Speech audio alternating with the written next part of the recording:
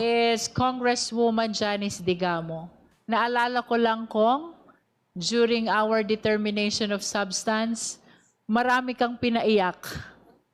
And I overheard that today is the birthday of your husband. Tama po, that's right po. And instead of spending it Wow! with him dun sa amin, I decided to come today because there are things that troubles me that I would like to raise to this August budget. Wow! Wow! Wow! Mahal na mahal ang asawa. Mahal na mahal ang asawa. Di ba, birthday ng asawa, nandiyan ka. Ano kaya ang mas mahal? Ano kaya ang mas mahal, mga kababayan? Yung birthday ng kanyang asawa o yung pagpapala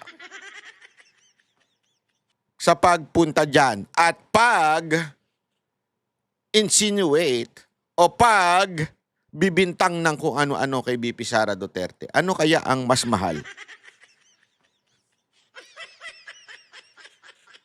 Ang tanong, mahal ba talaga? Yun ang tanong, di ba? Mahal ba talaga? Ewan ko. Pero 'di ba iba yung balita noon eh. 'Di ba sinabi ng mga dating security ni Zaldico? Sila nagsabi, hindi ako ah. Ako di ko naniniwala doon. Na kayo ba naniniwala kayo doon? Bawat attend daw diyan milyon-milyon. Sabi ng mga security, hindi ako naniniwala. Hindi ko naniniwala. Kasi napaisip ako, ba't kaya tinatagalan ito, no? Sabi ni Luis Tro, sapat na, more than enough to transmit it to the plenary. Kung ganun, not pa to. Bakit meron pa nito? Kung sapat na pala, pagbutuhan nyo na. I dare you. Pagbutuhan nyo na. Ba't di nyo pinagbobotahan? Naku po, mukha tuloy babalik tayo doon sa akusasyon ng mga dating security ni Zaldico na bawat hearing, lalo na sa panggigipit kay BP Sara Duterte, ay may milyong-milyong hinahatid daw sa kamara.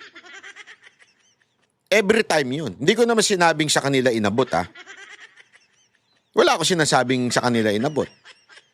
Wala rin naman sinasabi yung mga sundalo sa kanila inabot. Basta every time daw na merong matinding hearing laban sa mga Duterte, nagdadala sila ng mali-maleta, hindi pala mali-maleta, envelope na naka-paper bag, malalaki na may lamang 2 million or 4 million. Nakalimutan ko na exact amount.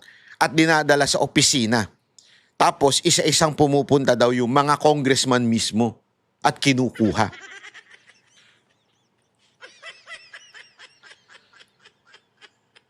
Sino kaya yung mga nakatanggap doon? Imaginein mo, nakailang hearing na sila dito sa House Committee on Justice. So sabi mo ng 3. Kung conservative, 2 million ang daw, di umano, sabi ng mga sundalo. Ako, hindi ko naniniwala Hindi ko naniniwala. Baka mahigit pa. Hindi ako naniniwala di ba? Nakahilang hearing na ho sila. Ano sa tingin ninyo mga kababayan? Ito kaya ay makatotohanan na dahilan kung bakit tinatagalan nila even if kumbinsido na sila na this is more than enough to have a probable cause? Kasi hindi ko kasi maano yun maedikit. Kumbinsido ka na pala. Sabi mo more than enough to have a probable cause. Ano pa ito mga hearing na to? Yun lang naman ang gusto ninyong malaman, di ba? If there is probable cause. Meron na pala Sabi nyo more than enough. Bakit pinatatagal nyo pa? Unless merong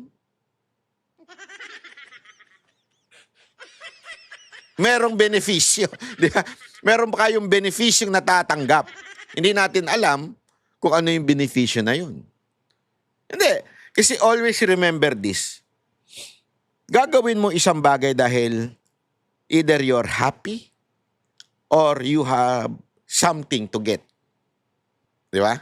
Lahat naman tayo I'm not saying it's always money. Halimbawa, Ako, bakit ako nagbablog? It's not something to get from my blogging. It's something na nailalabas ko, damdamin ko. Yun yung natatanggap ko.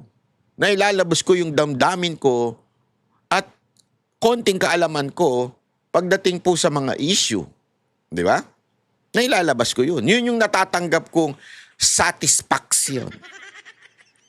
Ang tanong, anong satisfaction ninyo sa kahit nalaman nyo na meron at more than enough probable cause, tinutuloy-tuloy nyo pa rin. Anong satisfaction meron yan?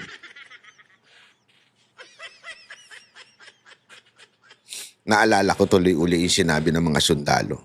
May dinadala-dala kaming mga paper bag at isa-isang pumapasok daw, di umano, allegedly, sabi ng mga sundalo, sa opisina ni Speaker. Opisina pala ni Zaldico ata yun. I'm not sure. Basta, pagpasok daw ng mga congressman doon, paglabas may daladala ng paper bag. Ano kaya laman nun? Danggit? Tuyo? O papel? Ay!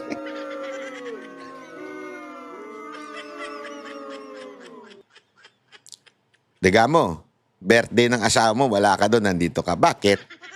What satisfaction do you receive in your heart? Malay mo, nagiging masaya siyang ng kundi-kundi na si VP Sara Duterte. Kayo naman, mga judgmental kayo. Wala naman ako sinabing nakakatanggap siya ng pera. Ang sinasabi ko, satisfaction lang. Di ba? Kasi may ganun naman eh. Kayo talaga, mga judgmental kayo. Right. Let's hear from the Honorable Congresswoman Janice Digamo. Madam Chair, hindi po ako lawyer. Lumayas ka na dyan, di ka pala lawyer eh. Wala ka palang alam, babatas ka. Pero sa tingin ko po, what I am about to say has something to do with the security, not just of the province of Negros Oriental, but in a bigger scale, the whole country in general. Wow! The Vice President and the alleged mastermind of my husband's murder appear to share a common connection through attorney Ferdinand Tupacio, who is both the lawyer of Mr. Teves and a known ally of the VP. We also learned that the Vice Diba sabi ko sa inyo, noon pa lang sablay na ito, marami pang nagagalit sa amin eh. Bakit daw namin kinakampihan si Teves? Hindi namin kinakampihan si Teves. Ang punto lang namin, pag ang tao sablay, sablay. Sablay to noon pa. Ang dami, alam mo, wala akong pakialam kay Teves kung ano man nang meron sa kanya. Kaya lang, sabi ko nga, pag tama, palakpakan, pag mali, banatan. Mali talaga ito noon pa eh. Noon pa sablay na ho ito, yung mga bintang niya, yung mga diskarte niya, yung mga dahilan niya. Puro sablay. O, kita nyo na ngayon? Dito, makikita mo, political talaga siya. She is a political person. Hindi siya talaga kinukondinan si Teves dahil talagang may sala si Teves. No. Talagang ni-remove lang nila ang mga Teves doon sa lugar nila. They cannot do that without the help of the national government. Kaya nga ginamit doon, di ba? Naalala nyo, national government, dyan bumida-bida si Abalos. Bakit? Kasi nga, hindi nila kakayanin si Teves ng botohan o eleksyon. Ngayon, lumalabas, nakita nyo, tinatadtad at ididikit ngayon kay VP Sara Duterte si Teves. Kitang-kita ninyo di ba? President visited Mr. Teves while he was in jail. So, At first, there were different reports about that visit. Later, it was clarified that the visit was indeed of Mr. Teves, according to SILG Rimulya.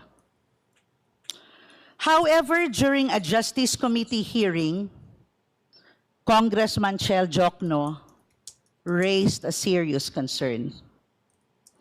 that the purpose of that visit may have been related to harming Mr. Madriaga, a witness to this case.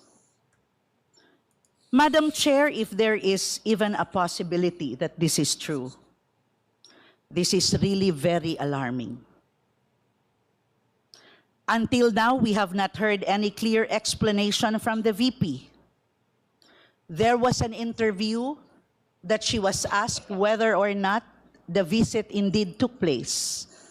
And the answer was brushed aside, and I think what she said was, hindi niya kilala si Madriaga, but did not answer directly whether or not she went to visit Teves in jail together with his lawyer. As the second highest official of the country and someone who plans to run for the highest position, the public deserves a clear answer.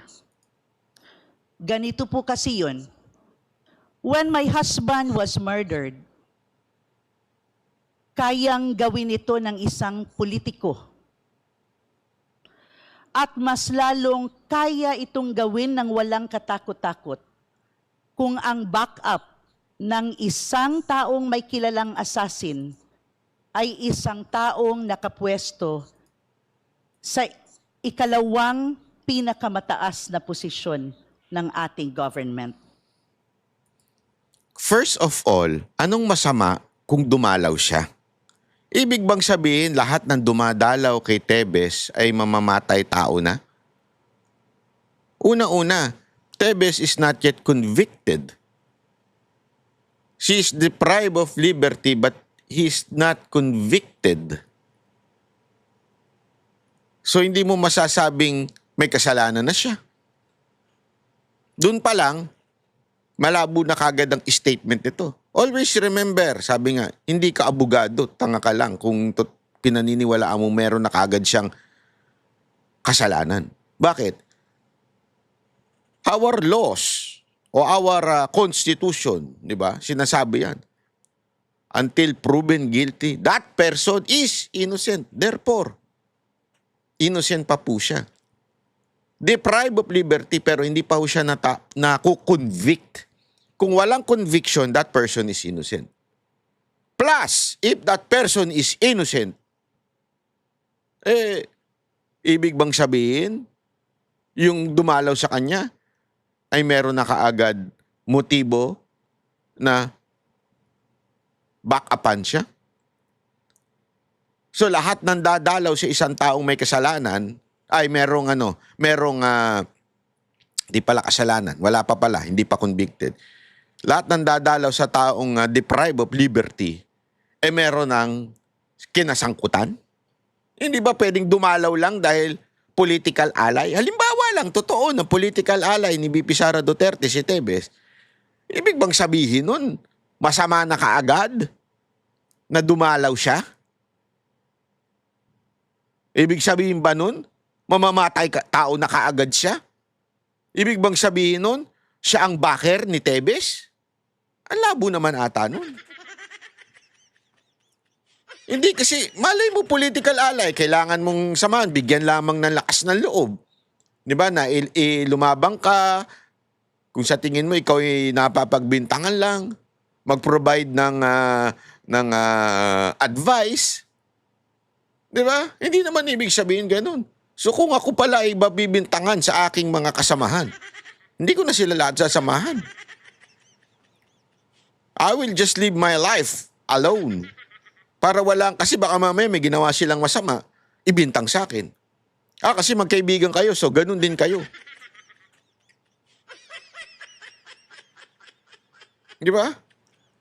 Halimbawa, magbintangan si J. Guevara na malakas kumain o manyakol. Pag sunamaan ko ba, ibig sabihin, ganun din ako? Dili man, ha? We have also heard statements made publicly that included threats against other officials. Some may say these were said out of emotion, but for families like ours who have experienced real violence, We cannot take such statements lightly. We know that words, especially from powerful people, can have real consequences. That is why we are asking for clarity, truth, and accountability. In fairness to the Vice President, since she is not present today, maaari ko ba pong i-direct yung aking mga katanungan to the National Bureau of Investigation? You may proceed, Honorable Digamo. Wow! NBI Director, sir, may I know of the current status of the investigation regarding the reported jail visit po? Well, nag-imbestiga po kami dyan dun sa visit na yan, and we have established that on 2 occasions, Vice President Sara Duterte visited the BJMP in Camp Bagong Diwa, initially trying to visit Ramil Madriaga, but Naks. we were informed by Madriaga that ayaw niyang humarap. Una-una, NBI Director, hindi kami naniniwala sa'yo na gusto yung bisitahin ni BP Sara Duterte si Madriaga. Hindi ho stupido si BP Sara Duterte. Sir, hawak ng gobyerno si Madriaga. Why gobyerno? Kasi ang Bureau of Correction o yung BJMP din, hindi ko alam kung anong naghamahawak sa kanila dyan, ay yan po ay gobyerno. Gobyernong, alam naman natin, kinakalaban si BP Sara Duterte. So, alam na nga ang pinagbibintangan siya na meron siyang link kay Madriaga na nagbibintang sa kanya. Abay, dadalawin niya pa. Ang tanga naman niya. Puno na CCTV yung kulungan. Pupunta lang siya doon. Kasi pinagbibintangan ako ni Madriaga, so dadalawin ko siya, baka mahilot ko siya. Sinong taong maniniwala sa ganong klaseng kwento, Direktor? Hindi. Sinong logical na tao? Logical na lang. Yung tanga maniniwala. Sigurado ako maraming tanga dyan na maniniwala, lalo na yung mga bayaran troll. Pero yung mga taong may logic sa utak nila, nasa tamang kaisipan, maniniwala na si Madriaga na binagbibintangan si BP Sara Duterte na kung ano-ano, tapos nandoon, hawak ng gobyerno na puno ng CCTV, bigla na lang pupunta si BP Sara doon at sasabihin niya, pwede ko po bang dalawin si Madriaga? Wow! Sasabihin ng iba, aba, may ebidensya, meron ditong record. Aba, yung record ba na yun ay masasabi mo lehitimo na record? Agad-agad? Di ba? Alam nga natin, itong gobyerno to gustong pabagsakin si BP Sara Duterte. Gustong tanggalin sa presidential race sa 2028. So gagawin nito ang lahat para i-link si BP Sara Duterte. Baka nga bigla may lumabas pang video na, naku, duda ako, baka AI yan. Di ba? Gagawin ninyo lahat para lang talaga masira si BP Sara Duterte. Walang taong nasa tamang kaisipan ang pupunta pa doon at dadalawin si Madriaga. Mas posible, mas posible pa itong kay Tebes. But I'm not saying it's true, ha? Kasi pwedeng gawa-gawa nyo lang din yan. Pero isipin mo, yung kay Madriaga, napakalago. Pumunta daw doon para dalawin si Madriaga. Hindi daw pumayag si Madriaga. Wow, drama! Tapos, nung hindi pumayag, dumiretso na ngayon kay Tebes. Pambihira kayo, Brad.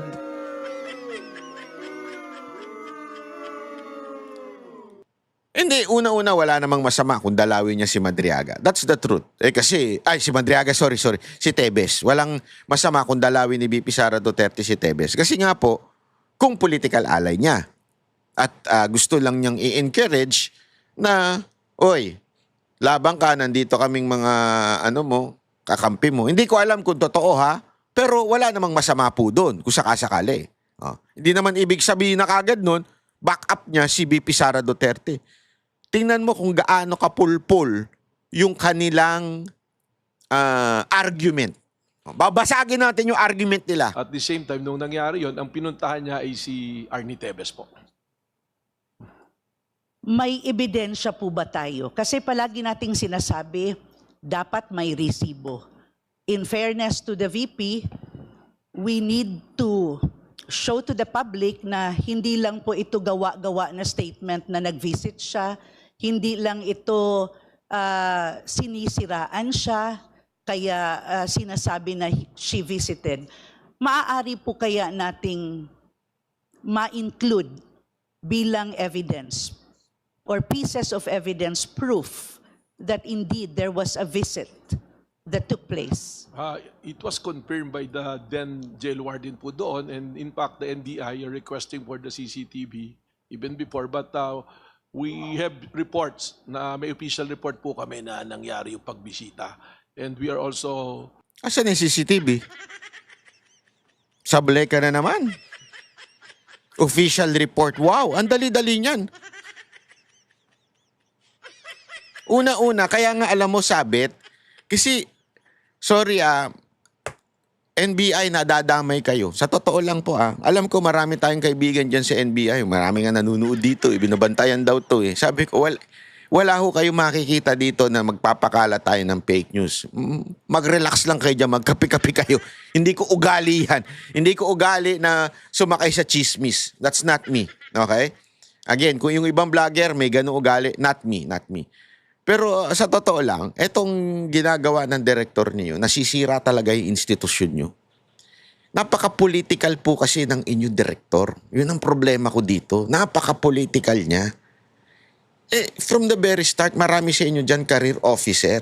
Hindi ko nga alam bakit ito ang pinasok tagalabas. Hindi kasi alam mo, iba yan Tandaan ninyo, ayoko na lang magsalita. May alam po tayo dyan sa NBI. At diyan, napaka-importante yung pag-akyat mo, doon sa tuktok ng yung, siyempre, ikaw, nangangarap ka bilang agent, na eventually, maging director ka din, di ba? Depende, di ba? Sa'yo yun At kung ikaw ay career, tas bigla na lang out of nowhere, pinasok itong director na to. Anong qualification niya? Abogado lang siya. Yun lang. Pero anong kaalaman nito sa pag-iimbestiga? Anong kaalaman nito doon sa integrity? Alam natin, nakalaban nito ang mga Duterte. Kumalas to. Hindi ko alam kung kumalas siya o tinanggal siya. I'm not sure. So definitely, meron itong galit o bitterness sa mga Duterte. Tapos yan ang ilalagay mo para mag-imbestiga. Kasi nga, National Bureau of Investigation Paano magiging patas ang investigasyon kung naglagay ka ng taong hindi patas? Lahat na lang nang nilalagay sa gobyerno ngayon, mga politiko. So ano magiging galaw ng politiko? Di politician. Magiging politika ang kanilang galawan. Nag-issue kami ng subpoena to get the logbook po ng mga bumisita rito.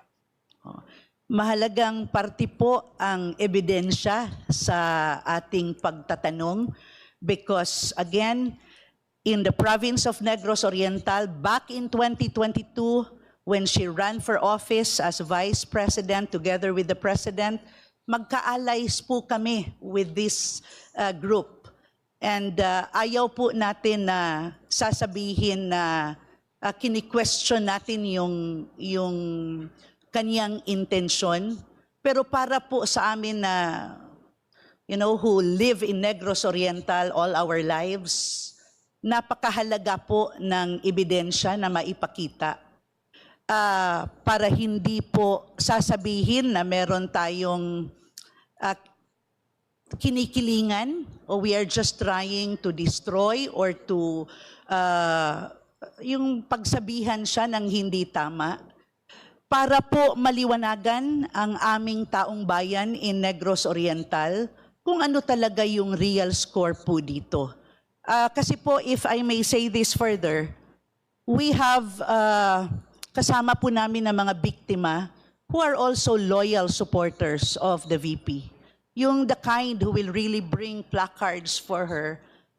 And kung may katotohanan po ang sinasabi ni Madriaga na pinuntahan siya at siya ang target ng pagpunta kay Teves, dapat po maliwanagan yung aming mga kababayan in Negros Oriental to the harm that it could possibly bring kung totoo man po ito. Kasi po, talagang naniniwala tayo na hindi tama na violence ang magiging sagot sa ating mga gustong mangyari. No matter how difficult it will be na ituwid ang mga bagay, parang hindi po talaga dapat option ang violence. And last po, is there any link, any verified link between the visit and any plan to harm Mr. Madriaga po? There was a report of an attempt to harm Mr. Madriaga in one occasion, and nagpadala po kami ng mga investigating officers doon from NBI at na-establish po na meron talagang isang detained prisoner doon na bagong lipat pa lang ay nag-attempt na saktan po si Mr. Madriaga. Wow! Salamat po, NBI Chair. Madam Chair, we are not here to accuse without basis. We are here to seek answers. Yun. Not only for our family, but for all Filipinos who deserve Naksu! leaders. Mukha kang they can bayani, trust. Yan lang po, Madam Chair. Maraming salamat. That concludes our deliberation on the allegations of threat and destabilization. Thank you, Congresswoman Janice Digamo, of course, the wife of the late Governor Ruel Digamo, who was murdered while serving his constituents in the Naks. province of Negros Oriental. Ayun na. Thank you, Kong Janice. Ayun na. Since we have concluded already our deliberations on the allegations of threat and destabilization, we anticipate the committee to decide on whether or not we will tagal. be determining the existence tagal. or non-existence of the probable cause now. But before we ano go to na that, na? let me direct again the COMSEC. Please call the Vice President for the 4th time. Naksum. Alam nyo na nga wala, tatawagin nyo pa. Animal din. Tangina, dito mo. Sorry ah. Dito mo talaga malalaman na drama ito eh. Drama to. Alam mo na ngang wala. 4 na beses po pang tatawagin. Drama, hayop. Oh, sige, lights, camera, action. May the committee know if the respondent, Vice President Takin na Sara mga C. bulag ba kayo? Bulag ba kayo? May the committee know that the Vice President is here or not? Ano yan, multo? Ano yung espiritu na si BP Sara Duterte? Oy, magparamdam ka. Hindi ka kasi namin nakikita. BP Sara, magparamdam ka.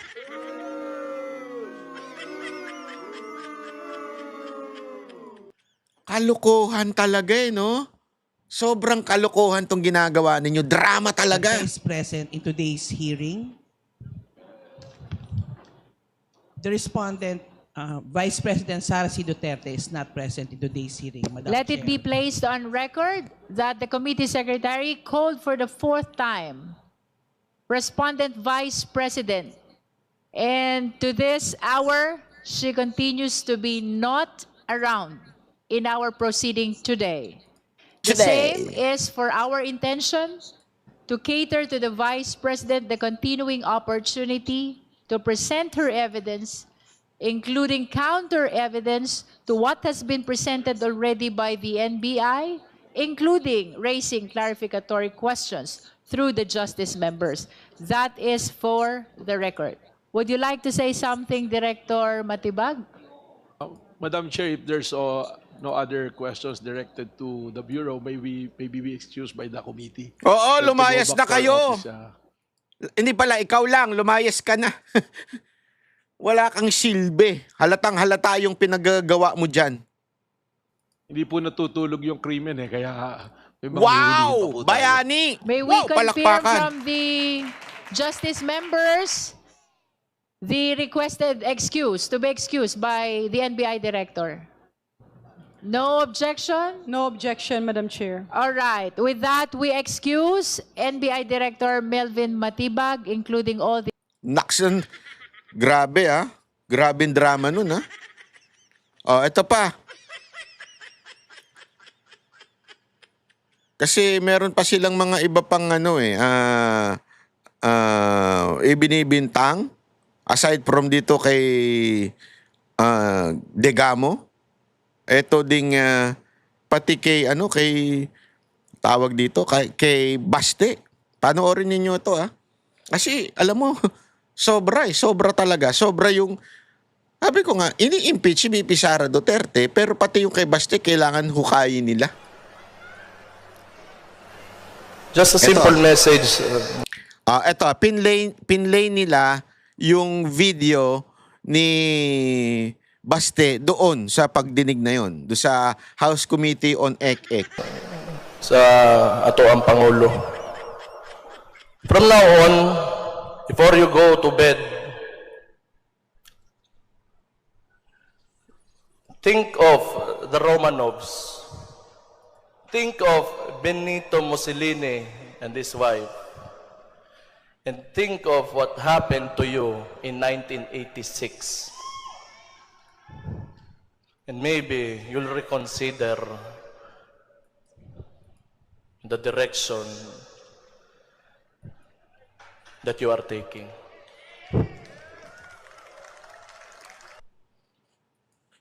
Ayan. Honorable Tuloy. Zamora.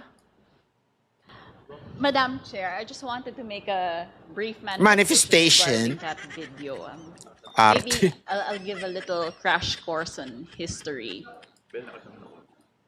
The Romanovs were the ruling imperial dynasty in Russia from the 1600s to the early 1900s, Madam Chair. And why? Sila po ang royal family noong 1900s until 1917. Noong 1917, nagkaroon po ng February uprising kung saan napilitan mag-abdicate o i-give up ni Tsar Nicholas II ang kanyang pwesto dahil may communist uprising. Pagkatapos po, October 1917, merong another uprising by the Bolsheviks, which was led by Vladimir Lenin, And ano pong nangyari dito? Kaya mahalaga itong Romanovs na to. Sila po, ang buong pamilya, ang mag-asawa na si Tsar Nicholas II, si Tsarina Alexandra at ang kanilang 5 anak ay kinuha, nilagay sa isang house sa Siberia at isang araw pinagpapapatay po sila. Isang araw? Isang araw? Nagpapatay-patay sila? Isang araw?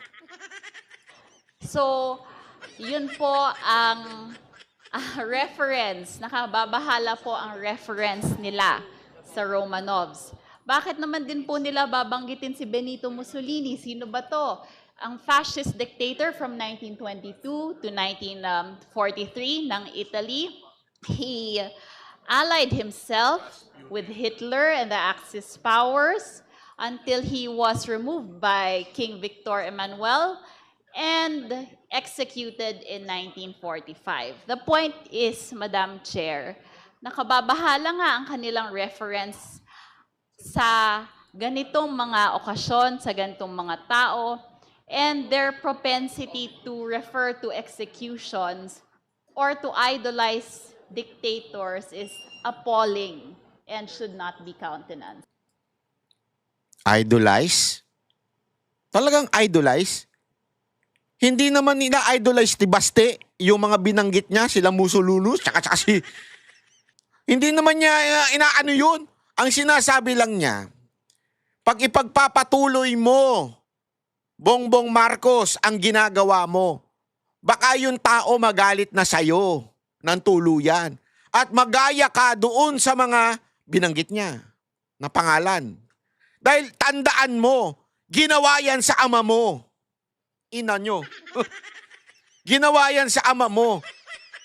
At baka ma-experience mo rin yan pag hindi ka tumigil sa kahunghangan mo at kalokohan mo. Yun yung sinasabi. Hindi idolize ang tawag doon. Pambira ka, oh. Labo mo talagang kausap. May jowa ba to? Kasi kung may jowa to, pambira, oo. Hindi, kawawa yung jowa nito.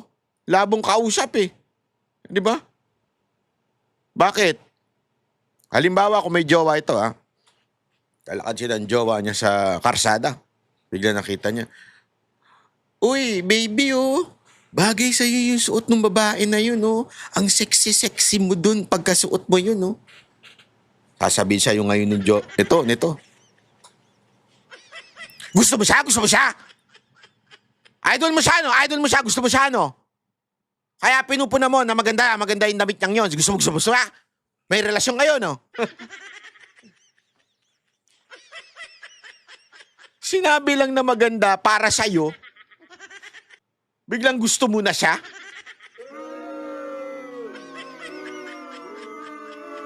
Oy, daming nakaka-relate dyan na ganyan yung mga jowa nila.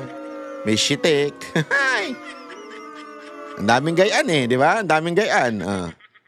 Ay, naku po, babambira kayo. Oo. Thank you, Madam Chair. Madam Chair. That is very enlightening. Can Enlightening we hear yun? first the appreciation? Anak, enlightening? Anong enlightening? No? Mga tanga po ba kayo? Hindi nyo ba alam yun? Tapos naging enlightening na kaagad yun? Is that how stupid you are? Grabe kayo, ah. Enlightening na kaagad yun. Hindi nyo kilala yung mga yun? Pambirang buhay ere, oo. Kawawa naman. Of the NBI. Having heard the history from the Honorable Zamora, how did the NBI appreciate Nako, ito na, this NBI video naman. of Mayor Baste? Yeah. Ayan, NBI thank you naman. for the cross-court history. Although we already have traced back why there's a referral on that matter. So, and I tend to agree with the Honorable Zamora that the reason why we're still considering what we're saying that there is an ongoing investigation, because just recently, I think first week of April, there was a rally in Club Filipino when they launched the Rage. Even the name, you'll see it, Rage. So, wherein the Mayor Baste Duterte made reference to kuhain yung ulo ng Pangulong Marcos. Ano? And we've noticed a pattern na paulit-ulit, laging sinasabi, kuhain yung ulo. I think there was also a video submitted by NBI, which was also being considered in the ongoing investigation, that Vice President Sara Duterte also preparing to remove the head. Ano? And I'd like to make a reference on the earlier statement of Honorable De Lima on the pattern of behavior of the family. So lahat po yan ay recorded naman and been publicly used. And yun pa po yung isang nagiging challenge sa amin sa NBI, because again, just recently when the President Bongbong Marcos was present live in Palayan, Isabela, meron pong isang individual doon sa live na nag-post na barili na yan. So it's very alarming dahil Kasalanan? Kasalanan? Kung may mag-comment na barilin na yan, kasalanan? Ni Bibi Sara Duterte yun? Alam mo, natatawa ako, ha? Bakit? Ganito rin yung kaso ko, eh. Hindi ko na sasabihin kung anong kaso ko, ha? Mantakin mo, may nag-comment doon na libelous comment. Sa akin, ibinintang yung comment na yun. Sabi ba naman, oh, tingnan mo na, kaya may nagko-comment ng ganyan kasi nilibel ko daw? Kontrolado ko ba yung comment ng mga tao? Ganyan na ganyan, no? Nagkaroon daw ng, ewan ko kung live video ba yun o live speech, live na yung meeting ba ng mga vloggers yun. Hindi ko alam kasi wala ako dun eh. O NBI, hanap-hanapin nyo ako dun, wala ako dun. Huwag kayo mag-alala. Hanapin nyo kung sino lahat ng vlogger doon. Hindi ako kasali doon. Okay? So, hinahanap daw yun, bla bla bla, ganyan-ganyan. Oh, tapos bigla may nag-comment. Oh, yariin na yan. Oh.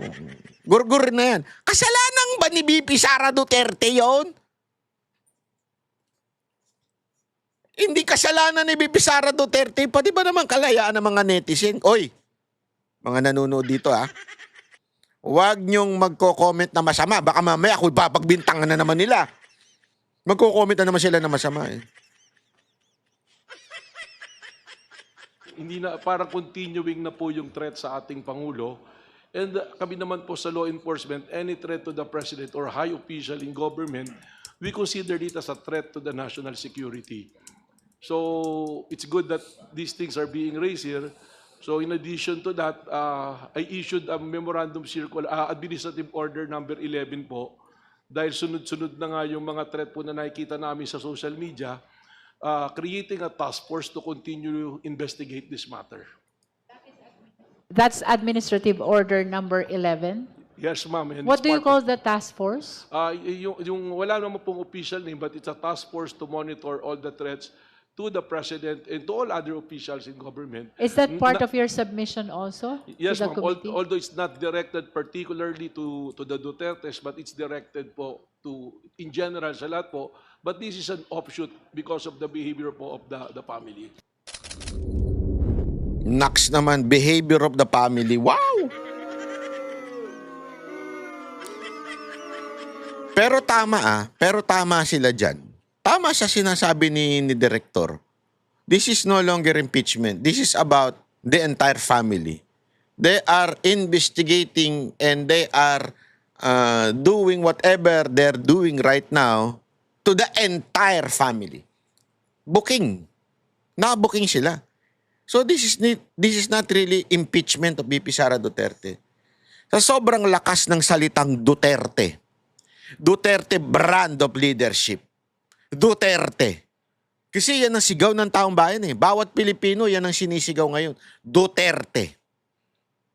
Eh dahil gusto nilang maibalik ang kamay na bakal, kasi kita nyo yung patayan ngayon, ay grabe. Meron nga dyan yung pinagbabaril.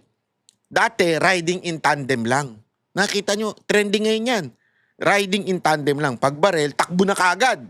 Hindi, ngayon. Anong ginawa? Pagbaril, binuksan pa. Tapos binagbabaril pa sa loob. At ano oras to? 3:00. Wala na talagang takot. Kasi kung may takot yan, pagputok mo ng ganon, kadalasan, tatakbo na talaga eh. Ito hindi. Pagputok ng ganon, binuksan, pinagbabaril. It only says so much na wala talagang safety ngayon sa ating bansa. Meron namang isa, ikikwento ko rin sa inyo ha.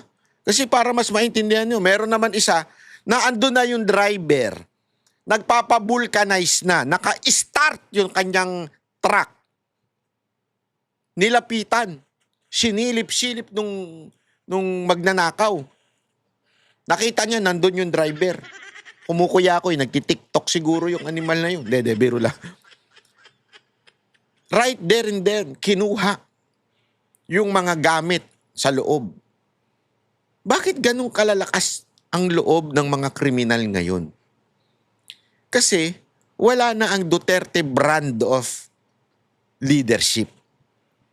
Wala na kasing kamay na bakal. Kaya ngayon, sige na, gawin na natin ang pwede nating gawin. Grabe, no? Hindi ko talaga maano eh. Again, I'm not saying na walang ginagawa ang kapulisan, ha? Meron namang ginagawa ang kapulisan, pero, alam mo, sa totoo lang, hindi ko rin masisi yung mga pulis. Hindi ko din masisi yung mga pulis. Paano ka i-implement ng kamay na bakal kung yung ginawang kamay na bakal nung panahon ni Pangulong Duterte, idinimanda at kung ano-anong kaso ang ipinasok sa mga kapulisan. Lalo na doon sa PNP chief. Ito, take note to. Meron ako mga kilala. Ayoko na lang banggitin. Dahil nung nagpatupad sila ng war on drugs ni Pangulong Duterte, mga nasa babaho ito. Ha? Ibig sabihin, hindi ho ito yung mga matataas na opisyal. Nung nagpatupad sila ng war on drugs, ngayon puno na sila ng kaso. Lahat ng mga kapulisan na yun. Sa loob-loob ko nga, kung ikaw, ordinaryong pulis ngayon, nakikinig ka, at sigurado kong isa sa mga kasamahan mo na ganyan, ano ang papasok sa puso mo? Di ba? Ano papasok sa puso mo? Magsisafety na lang ako. Ayoko makasuhan ako, madali pa yung aking pensyon. Madali pa pinagpaguran kong pag-aaral at tatanggalin lang ako because out of politics. Kasi kitang-kita nila yung politika ngayon eh. And wala naman silang choice, magsisafety na lang sila. Di ba? Magsisafety na lang ako dahil ngayon, pag pinatay yung mga magnanakaw, pag pinatay yung mga pusher, drug lord, hindi na masusuko yan eh. Lalaban yan eh. So anong gagawin namin? Pag pinatay namin sila, kami pa makakasuhan? Di na. Di na. Tapos ipupolitika kami? Hindi na. Hindi na namin gagawin yung trabaho namin. Maraming ganyan ang mag-isip na pulis ngayon. Dahil nakita nila yung mga nagpatupad ng war on drugs ni Pangulong Duterte, ginipit. Kaya hanggang hindi bumalik ang kamay na bakal, hindi maaayos yan. Yung ganyang klaseng mindset ng ating mga kapulisan. Baka nga kahit mapalitan ng kamay na bakal uli ang ating gobyerno, wari si VP Sara Duterte na ang presidente, baka nga mahirapan pa silang sumunod eh. Bakit? Kasi pagtapos ni VP Sara Duterte, ipadudukot na naman siya sa ICC, tapos hindi pala padudukot, dadali na naman siya sa ICC, di ba? Tapos yung mga sumunod kakasuhan. Kaya grabe itong bayan na to. Grabe bayan natin. Maniwala kayo sa akin. Minsan talaga napapaisip ka na lang na may pag-asa pa ba ito? Paano tayo magiging safety na lugar? O kanya-kanya na lang tayong protection sa sarili natin? Hindi, di ba? Parang ganun eh. Kanya-kanya na lang ba tayong protection sa ating mga sarili? Ano, ganun na lang? Di ba? Sana ho, unawain natin ng maigi itong sinasabi ko.